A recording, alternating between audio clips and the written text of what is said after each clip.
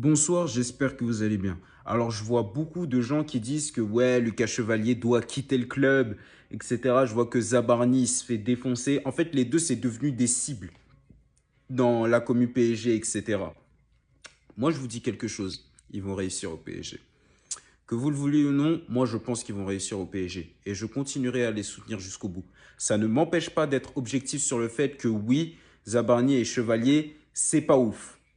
Mais ne vous inquiétez pas, ils vont progresser avec un contexte, avec Luis Enrique. Chevalier, le contexte de son arrivée, il n'est pas simple et vous le savez déjà.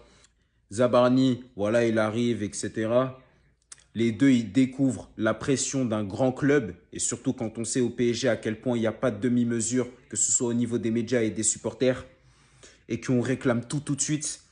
C'est compliqué pour eux actuellement, mais je sais qu'ils vont se relever parce qu'avec Luis Enrique derrière eux, ils vont progresser. Zabarni, il va travailler ses 1 contre 1 parce que c'est ça son défaut. Et Chevalier, il va apprendre à être plus décisif. C'est vrai qu'il n'est pas habitué à avoir aussi peu de travail à faire, mais il faut qu'il s'améliore sur ça. Évidemment, ça ne m'empêche pas de dire qu'il a fait une grosse erreur sur le second but, mais je vous dis, Chevalier et Zabarni, ne vous inquiétez pas, ça va bien se passer. Et je sais ce que je fais. Je sais que vous n'allez pas être de mon côté. Je sais que vous allez me dire que ouais, tu les défends trop, etc.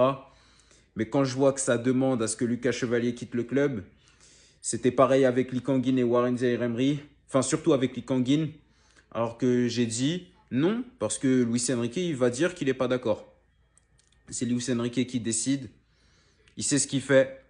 Et ne vous inquiétez pas, ça va bien se passer pour les deux. Et ils vont réussir au PSG, j'en suis sûr et certain.